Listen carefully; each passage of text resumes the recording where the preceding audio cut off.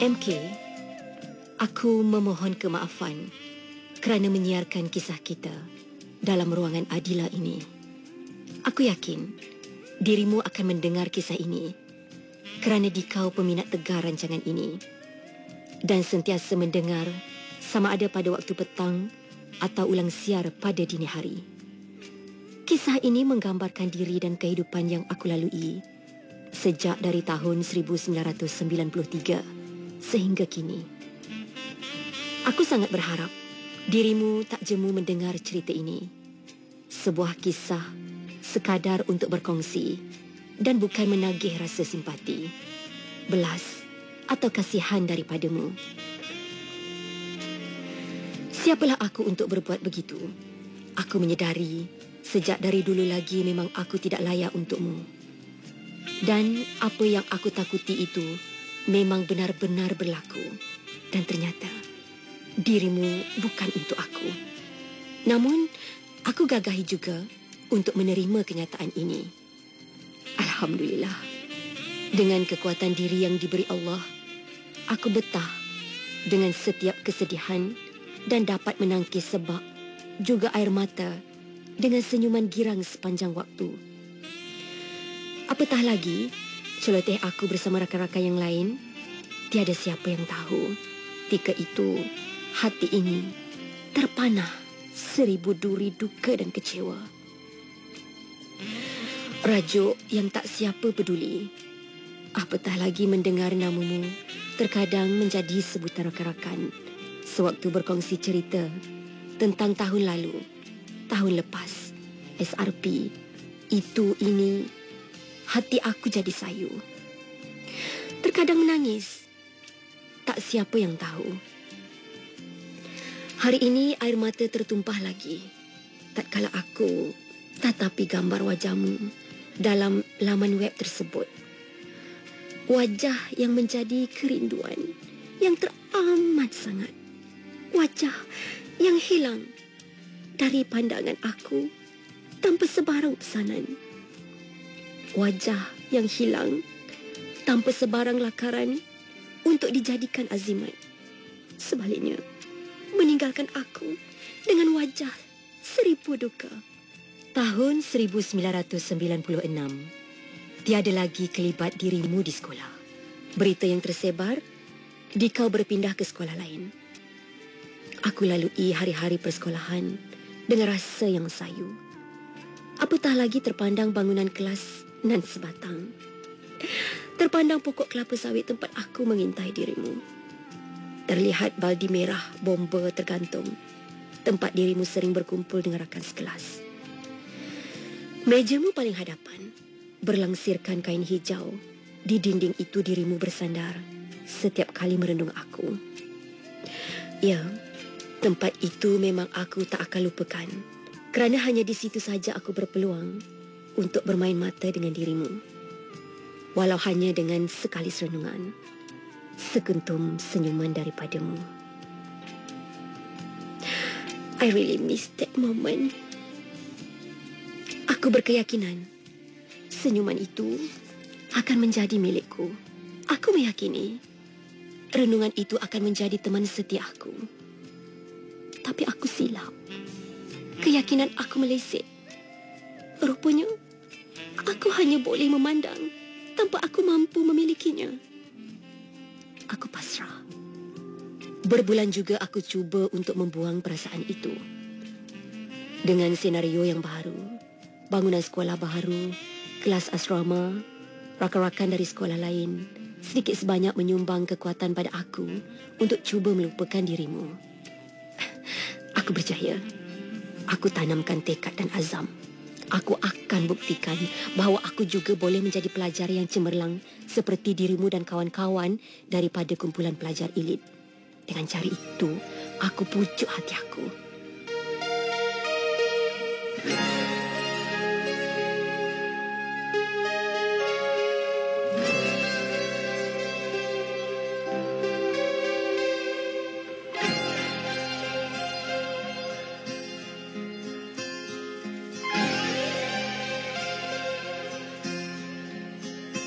Tak siapa mendengar alunan laguku, lahir dari jiwa luka, memecah di angkasa, merintih meminta aku kerinduan. Bertahun ku gembara mencari dirimu, menerjang panas dan gelap, secari pengertian tak pernah kau beri, aku tersiksa.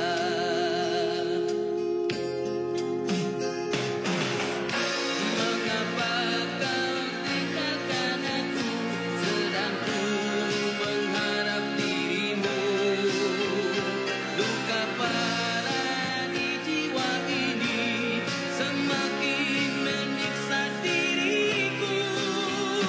Di manakah sumpah setia darimu untuk aku yang menunggu?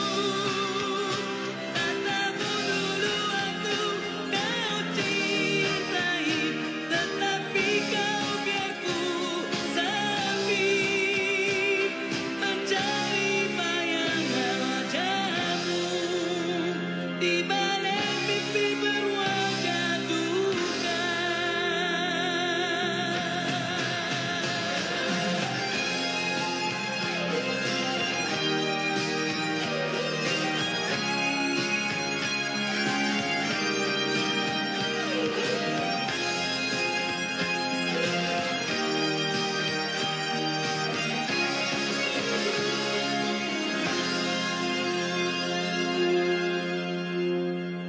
Tak siapa mendengar alunan laguku, lahir dari jiwa luka, memecah di angkasa, merintih meminta aku kerinduan.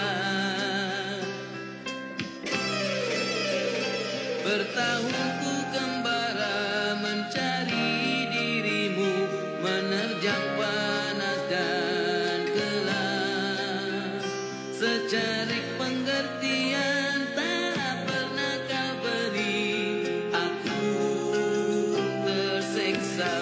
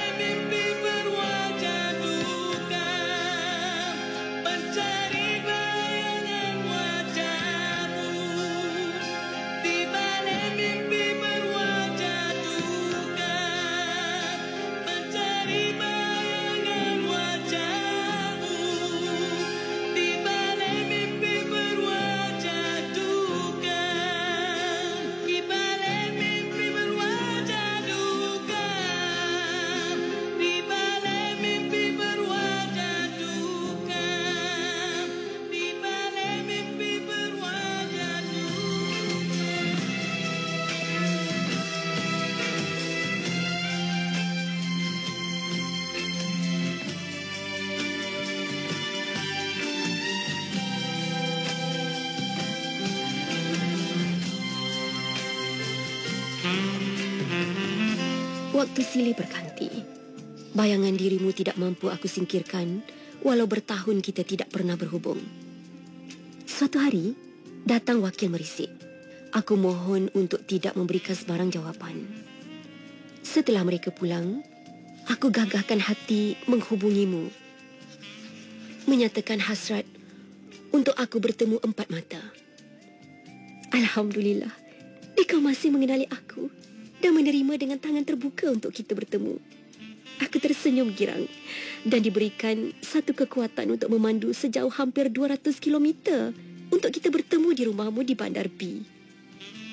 Semakin menghampiri rumahmu, tiba-tiba aku menjadi sangsi. Wajarkah aku meneruskan hasrat untuk bertemu?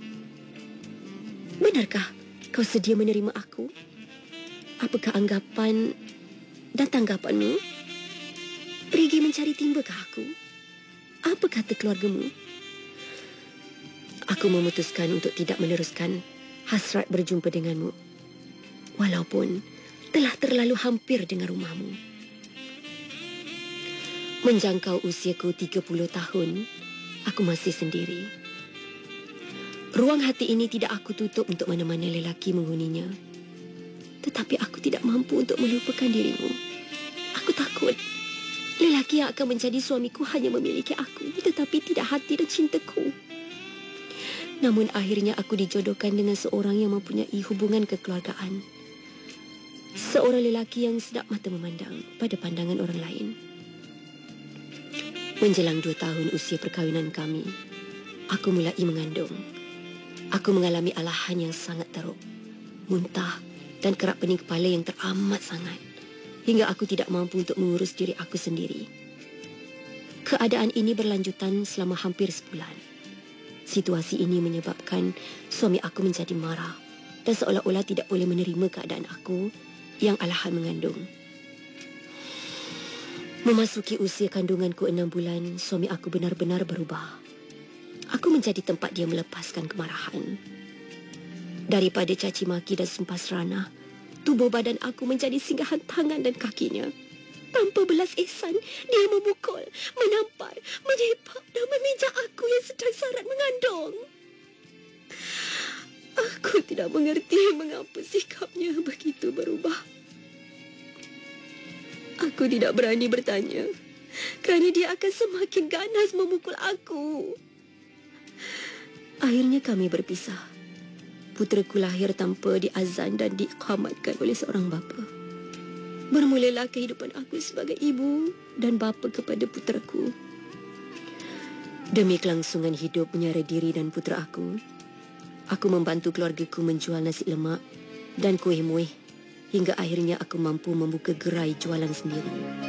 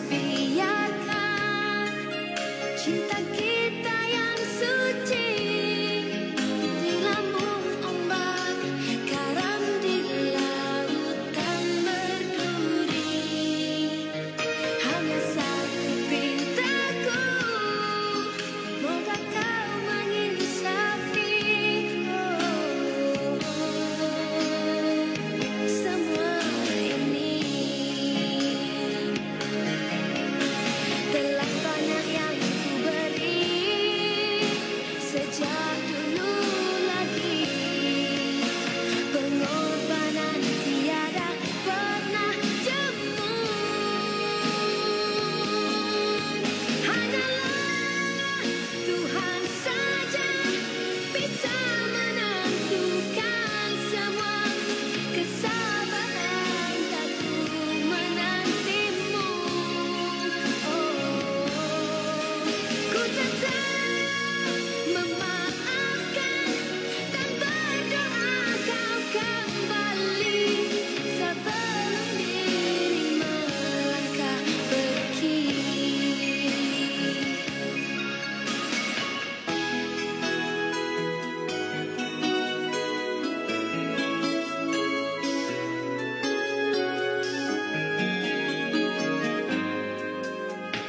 Janganlah engkau menghancurkan segala.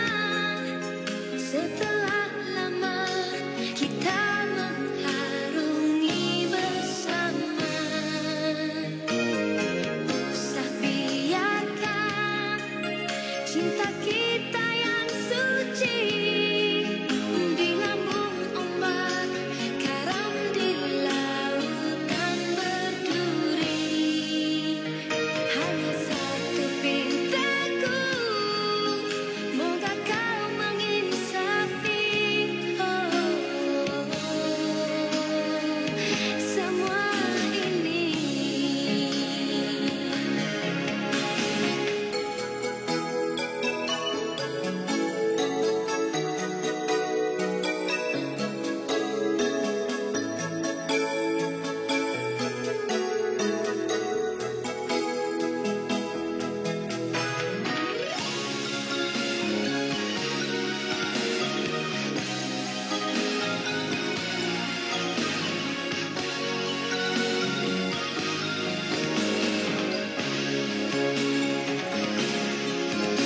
Telah banyak yang ku beri sejak dulu lagi. Pengorbanan tiada pernah jemu.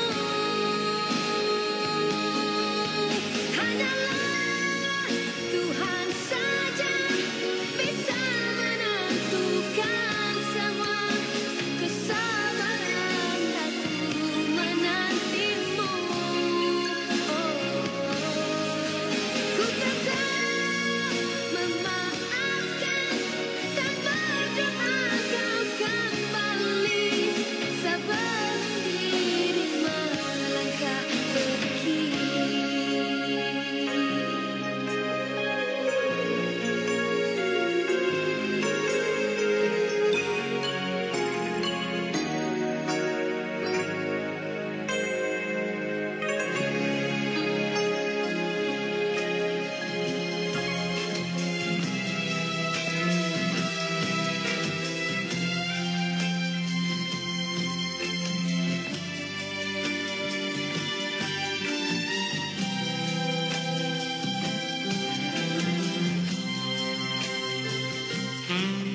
Suatu hari, sedang aku melayani beberapa pelanggan yang membeli sarapan di geraiku, hadir seorang wanita yang turun dari sebuah kereta, turut sama membeli juadah.